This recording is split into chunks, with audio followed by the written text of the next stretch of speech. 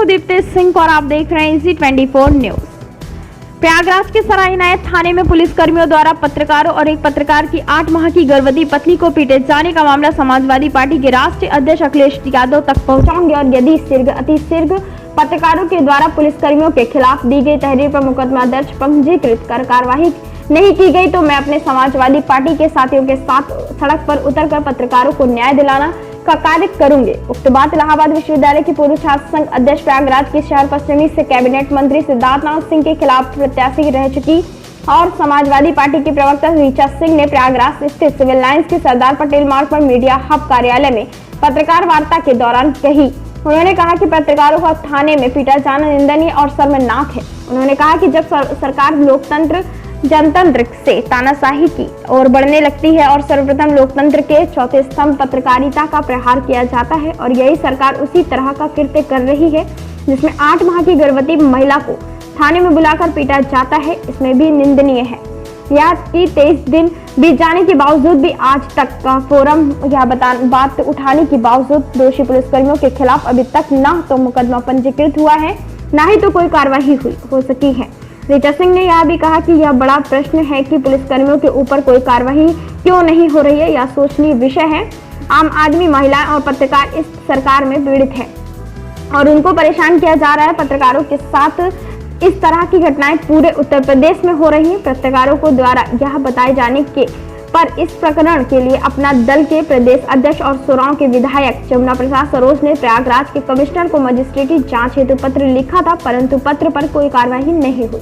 इस पर ऋचा सिंह ने कहा कि भारतीय जनता पार्टी के विधायक और कार्यकर्ता अपनी ही सरकार में अपनी ही FIR दर्ज नहीं कर पा रहे हैं और आए दिन धरना प्रदर्शन कर रहे हैं। उन्होंने कहा कि सरकार बेटी बचाओ बेटी पढ़ाओ की बात करती है, उसी सरकार में एक महिला जो 8 माह की गर्भवती है उसको बुलाकर थाने में पीटा जा रहा है। पत्रकारों की सुरक्षा के लिए जारी किए गए मुख्यमंत्री योगी आदित्यनाथ के सर्कुलर पर ऋचा सिंह ने कहा कि उसका पालन क्यों नहीं हो रहा है, इसका जवाब मुख्यमंत्री जी स्वयं दे सकते हैं। उन्होंने कहा कि भारतीय जनता पार्टी की सरकार को समझाना चाहिए कि जो जनता कुर्सी देना जानती है वह जनता कुर्सी हटाना भी जानती है। उन्होंने कहा कि सरकार देश की संवैधानिक संस्थाओं, संविधान और कानून का हनन कर रही है। समाजवादी पार्टी कतई बर्दाश्त नहीं करेगी। विदित हो कि 17 जुलाई घटना है। तत्पश्चात CO फूलपुर को जांच दी गई, परंतु मामले में CO फूलपुर उमेश शर्मा के द्वारा लीपापोती जुलाई को पत्रकारों और एक पत्रकार की पत्नी जो 8 महीने की गर्भवती महिला रही है, वहाँ के पुलिस कर्मियों ने बेरहमी से मारा पीटा है। ये शायद आपको जानकारी हो गई होगी। इस संदर्भ में आप क्या कहना चाहती हैं? देखिए, बहुत ही निंदनीय और बहुत ही शर्मनाक कृत्य है कि प्रयागराज की धरती पर इस तरीके की घटना हुई जिसमें एक पत्रकार के साथ ही दुर्व्यवहार नहीं किया गया है, बल्कि साथ ही साथ एक गर्भवती महिला के साथ भी दुर्व्यवहार और मारपीट की गई है। मैं स्पष्ट रूप से कहना चाहती हूँ कि जब सरकार जनतंत्र से तानाशाही की ओर बढ़ने लगती है तो सबसे पहले लोकतंत्र के चौथे स्तंभ यानी कि पत्रकारिता के ऊपर हमला करती है और ये सरकार वर्तमान में उत्तर प्रदेश में तानाशाही की तरफ बढ़ रही है और इसीलिए वो लोकतंत्र के चौथे स्तंभ पत्रकारिता को भी समाप्त कर देना चाहती है। पत्रकारों के ऊपर जिस तरीके से सराय इनायत थाने में पत्रकार महोदय के ऊपर हमला किया गया, उनको बैरक में रखकर उनके साथ मारपीट की गई, पुलिस वालों ने दुर्व्यवहार किया, उनकी गर्भवती 8 महीने की जो कि गर्भवती थी उनकी पत्नी के साथ दुर्व्यवहार किया, इससे निंदनीय कुछ नहीं हो सकता है। लेकिन इससे ज्यादा शर्मनाक बात इस बात की है कि जब घटना के इतने दिन बीत गए हैं और लगातार हर फोरम पे ये बात चल रही है, तो क्या कारण है कि दोषी पुलिस वालों को अभी तक बचाया जा रहा है? उनके ऊपर FIR दर्ज करके जांच की जानी चाहिए थी, लेकिन मेरे संज्ञान में अभी तक शायद ये है कि FIR नहीं दर्ज हुई है। तो जब तक FIR ही नहीं दर्ज हुई है तो मैं बड़े आला पुलिस के अधिकारियों से पूछना चाहती हूँ कि बिना FIR दर्ज करे आप जांच कैसे करेंगे?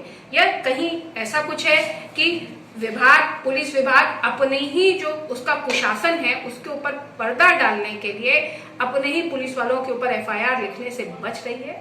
आज आम आदमी परेशान है, महिलाएं परेशान है, लड़कियां परेशान है, पत्रकार परेशान है, तो यह बेहद शर्मनाक बात भी है और सरकार को इसके ऊपर तत्काल दोषी पुलिस वालों के ऊपर कार्रवाई करनी चाहिए वरना हम तो इस मुद्दे को सड़क पर उठाएंगे ही उठाएंगे, लेकिन जनता भी सरकार से जवाब देगी। मैं आपको बताना चाहूँ, घटना 17 जुलाई को है। 18 जुलाई को लगभग 60-65 पत्रकारों का समूह एसएसपी इलाहाबाद से मुलाकात किया।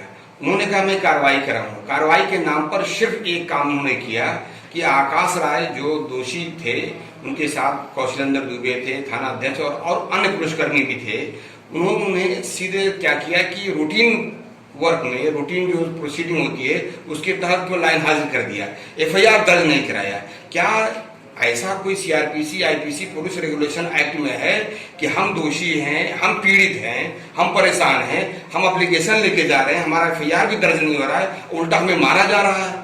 इससे पुलिस का कौन सा चरित्र नजर आ रहा है? कानून इस बात का अधिकार देता है हर नागरिक को कि अगर उसके साथ कोई भी घटना हुई है तो सर्वप्रथम पुलिस को सबसे पहले एफआईआर दर्ज करनी होगी। एफआईआर दर्ज न करने के पीछे क्या कारण है, इसको स्पष्ट रूप से समझा जा सकता है कि पुलिस अपने ही लोगों को बचाने का प्रयास कर रही है। और मैं स्पष्ट रूप से कहना चाहती हूँ कि अगर उत्तर प्रदेश में पत्रकारों के साथ ये व्यवहार हो रहा है, आप बता रहे हैं कि 60 और 70 की संख्या में तमाम पत्रकार साथी पहुंचे थे वहां पे, अगर पत्रकारों के साथ ये व्यवहार हो रहा है तो आप समझ सकते हैं कि आम आदमी की क्या दुर्दशा है। अगर पत्रकारों की एफआईआर नहीं लिखी जा रही है, अभी कल की घटना है जहाँ पे एक लड़की ने जो है थाने के अंदर उसको जो है बैठा के रखा गया था और उसके बाद उसने आत्महत्या कर ली। तो ऐसी चीजों के लिए ये प्रशासन और उत्तर प्रदेश की सरकार जो बेटी बचाओ बेटी पढ़ाओ की बात करती थी और दूसरी तरफ थाने में बंद करके 8 महीने की गर्भवती महिला के साथ मारपीट और दुर्व्यवहार करती है। जांच के नाम पे खानापूर्ति की जा रही है, एक टेबल से दूसरी टेबल भेजने का काम किया जा रहा है। जो नागरिक का प्रथम अधिकार है कि जो है उसकी शिकायत पे एफआईआर दर्ज होनी चाहिए, वो नहीं दर्ज हो रही है। तो स्पष्ट रूप से दिखाता है कि सरकार तानाशाह हो चुकी है और पुलिस वालों को, दोषी पुलिस वालों को कहीं ना कहीं संरक्षण है। और एक तरफ बड़ी बड़ी बातें पूरी प्रदेश की सरकार कर रही है कि वो अपराधियों को नहीं रहने देगी प्रदेश में, लेकिन जब कानून के रक्षक ही कानून के भक्षक बन जाएं, पुलिस वाले ही स्वयं अपराध करने लगे, तो आम जनता किसके पास जाएगी, ये एक बड़ा सवाल है। मैं आपको बता दूं, इसमें सोराव के विधायक जमुना प्रसाद सरोज, जो भारतीय जनता पार्टी से अलायंस अपना दल एस के प्रदेश अध्यक्ष भी हैं, उन्होंने एक पत्र भी लिखा था और उन्होंने भी पीसी करके सीधे कहा कि नहीं, इस पर कार्रवाई होनी चाहिए। पत्र लिखा कमिश्नर के नाम कि पुलिस द्वारा इसकी जांच न करा के मजिस्ट्रेट जांच करा जाए, लेकिन कमिश्नर ने उसको पत्र को मजिस्ट्रेट जांच न करा के सीधे डीएम को भेज दिया, डीएम ने एसएसपी को भेज दिया। देखिए, ये कोई नई बात नहीं है। आए दिन भारतीय जनता पार्टी के चुने हुए विधायक रोज थानों में धरना देते हुए पाए जाते हैं। वो अपनी तो एफआईआर लिखा नहीं पाते हैं, तो उनके पत्र का कितना मतलब होगा ये हम और आप अच्छी तरीके से समझ सकते हैं। आए दिन वो जो है तमाम विधायक प्रदेश भर में थानों में बैठकर धरना देते हैं। इससे हर आम आदमी भारतीय जनता पार्टी के कुशासन से परेशान है। और अब खुले आम जिस तरीके से पत्रकारों को, महिलाओं को थाने में बंद करके पीटा जा रहा है, उनकी शिकायत नहीं लिखी जा रही है, ये बहुत निंदनीय है। हम इस सरकार को ये चेतावनी देना चाहते हैं कि अगर जल्द से जल्द एफआईआर नहीं दर्ज की गई तो हम लोग पीड़ित महिला के साथ सड़क पर बैठकर न्याय के लिए लड़ने का काम करेंगे। आपको बताऊं, घटना 17 तारीख को है। 17 तारीख को मुख्यमंत्री ने सर्कुलर पूरे प्रदेश में जारी किया और उन्होंने अपने पुलिस के सारे आला अधिकारियों को कहा कि ये सारे थाने में सर्कुलेट किया जाए कि पत्रकारों के साथ किसी प्रकार का दुर्व्यवहार न किया जाए, और उसी दिन ऐसी घटना घट जा रही है। तो क्या मुख्यमंत्री के आदेश का कोई उनके नीचे पादान पर कर्मचारी उसका अवहेलना कर रहे हैं या फिर पुलिस तानाशाह हो गई है, उनके पर कोई असर नहीं है? देखिए, इस बात का जवाब तो मुख्यमंत्री जी से मांगा जाना चाहिए कि आखिर उनका ही आदेश अगर उनकी पुलिस नहीं सुन रही है, उनका शासन नहीं सुन रहा है, तो मैं बार बार कह रही हूँ कि जब विधायकों की नहीं सुनी जा रही है, आप बता रहे हैं कि मुख्यमंत्री जी का सर्कुलर भी पुलिस वाले नहीं मान रहे हैं, तो आम आदमी का क्या हाल है उत्तर प्रदेश में, इसको समझा जा सकता है। लेकिन हम आपको ये कहना चाहते हैं कि हम लोग परेशान जनता के लिए आवाज उठाएंगे, लड़ेंगे, और भारतीय जनता पार्टी को स्पष्ट रूप से ये कहना हमारी नैतिक जिम्मेदारी है कि दोषी पुलिस वालों को बचाने का काम कतई ना करें, वरना ये सरकार जो कि बहुमत लेकर आई थी, अगर जनता आपको कुर्सी देना जानती है तो उससे कहीं तेजी से कुर्सी छीनना भी जानती है। इस बात का जो है ध्यान भारतीय ऋचा जनता जी, पार्टी आप जो है इलाहाबाद विश्वविद्यालय की मैं समझता हूँ कि पहली महिला अध्यक्ष रही है, एक इतिहास रहा है और ये गौरव की बात रहा है इलाहाबाद विश्वविद्यालय का। और इसके बाद तत्काल आपको समाजवादी पार्टी ने प्रदेश का प्रवक्ता बनाया और शहर पश्चिमी से आपको चुनाव भी लड़वाया। वो दुर्भाग्य रहा कि आप चुनाव हार गए, लेकिन आप एक महिला होने के नाते, एक महिला के साथ और पत्रकार के साथ जो घटना घटित हुई है, क्या इस मुद्दे को लेकर अपने राष्ट्रीय अध्यक्ष या उनके पत्नी जो डिम्पल यादव, इस पर भी आप पत्र लिखकर संज्ञान में डलवाने का कार्य करेंगे आप? बिल्कुल, मैं अपनी पार्टी को पत्र लिखूंगी, मैं अपने राष्ट्रीय अध्यक्ष माननीय अखिलेश यादव जी के भी संज्ञान में इस बात को डालूंगी, मैडम के भी संज्ञान में इस बात को डालूंगी। और मैं आपको बता दूं कि समाजवादी पार्टी, हम लोहिया जी को मानने वाले लोग हैं जिन्होंने बार बार ये कहा है, और समाजवादी पार्टी महिलाओं के सम्मान को सर्वोपरि मानती है। महिला सम्मान को जो भी ठेस पहुंचाएगा उससे मजबूती से लड़ने का काम हम समाजवादी लोग करेंगे। मैं इलाहाबाद विश्वविद्यालय की पूर्व अध्यक्ष रही हूँ, पहली महिला अध्यक्ष होने का मुझे मौका मिला। मैं आपको बता दूं कि यहाँ पे एक ऐसा वाइस चांसलर था जो कि महिला विरोधी गतिविधियों में लिप्त था। पूरे प्रदेश की सरकार और केंद्र की सरकार का संरक्षण होने के बावजूद उखाड़ के हम लोगों ने इलाहाबाद से बाहर फेंक दिया, क्योंकि हमें संस्थाओं का, संविधान का, कानून का इस्तेमाल करना आता है। कानून को के शासन में हम भरोसा करते हैं और कानून के माध्यम से लड़कर, अहिंसावादी माध्यम से लड़कर, लेकिन हम जनता को न्याय दिलाने का काम करना भी बेहतर तरीके से जानते हैं। आपका नाम संघर्षों के रूप में लिया जाता है, जन सरोकार से आप अक्सर लड़ती झगड़ती रहती है, आंदोलन करती रहती है। ये एक बहुत बड़ा इश्यू है, चौथा स्तंभ, फोर्थ पिलर है।